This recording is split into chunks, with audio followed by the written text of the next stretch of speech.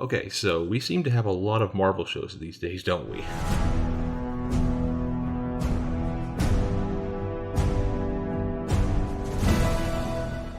Hey guys, CTN7 here. With the recent debut of Moon Knight on Disney Plus, as well as the Marvel Netflix shows being added to the service as well, this got me thinking about the long history of MCU television, which actually started all the way back in 2013 with the launch of Agents of S.H.I.E.L.D. 2 years after that show aired, another MCU show entered the spotlight called Agent Carter, debuting on January 6, 2015. And to this day, it is still my favorite MCU television show. And in my opinion, not only was it just as good as Agents of S.H.I.E.L.D., it surpassed it. So to put on your fedora hat and let's analyze this bad boy. I rewatched the entire show last year when I realized that it was on Disney Plus, and I immediately hunted down a Blu-ray copy of both seasons. There's a lot to talk about this show, but before I dive into the review, I thought it might be interesting to go into some of the production history of this show. It's actually pretty interesting. The show was inspired by the Agent Carter one-shot short film, which came out in 2013, and if I recall, it came as part of the Iron Man 3 Blu-ray release. Christopher Marcus and Stephen McLeod, sorry if I'm pronouncing that name wrong, these longtime MCU writers are credited for writing the first two Captain America films, and the show was actually a brainchild created by these guys. They were even working on Captain America Civil War at the same time they were working on production for Season 2.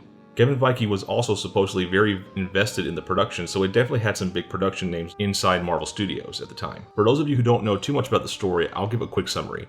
It's 1946, immediately after the war, and Peggy Carter, still played by Hayley Atwell, is working for the SSR in New York City. She is still haunted by the loss of Steve Rogers, aka Captain America. She's dismissed at work, but then one day, she begins working secretly with Howard Stark, who has been accused of treason against the United States government. She's assisted by Stark's butler, Edwin Jarvis, to prove his innocence. In the second season, the group transferred to LA to investigate a massive corporate conspiracy involving an actress named Whitney Frost and a secret organization of wealthy elites. They're both really good, and you should definitely check it out for yourself to get more of the details. Now, the show wasn't tied to any of the Marvel films in a direct way, but there are a ton of cool Easter eggs to the wider universe sprinkled throughout if you're paying close enough attention. Honestly, there's a lot to love about this show. The color palette is beautiful and it really pops. The comedic beats land right, unlike recent Marvel films, I might add. It's all good, baby.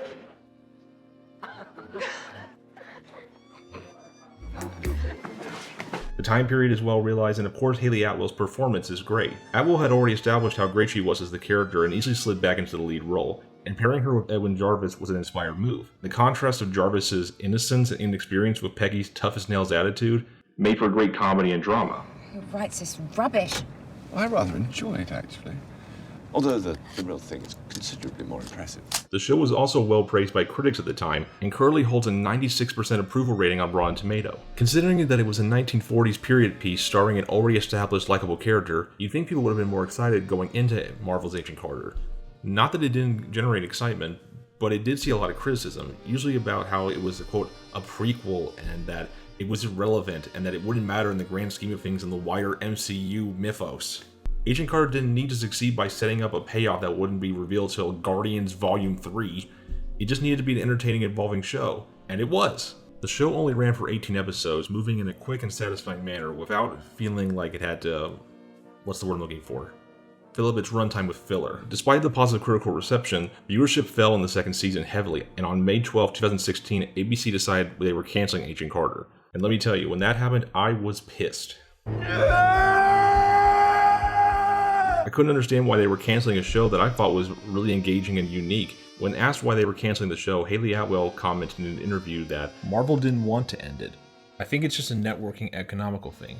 Let's put Hayley Atwell into something more mainstream that's less genre specific and see if we can get higher ratings. Looking back at the show as it is right now, the fact that we'll probably never get a season 3 of it instantly makes me sad. The biggest reason this show needs to continue is because season 2 ends on a massive cliffhanger with implications for a lot of the lead characters, which might never get resolved now. I thought the entire run was great. Season 2 isn't quite as strong as Season 1, but it is actually still some of the best television Marvel has ever produced.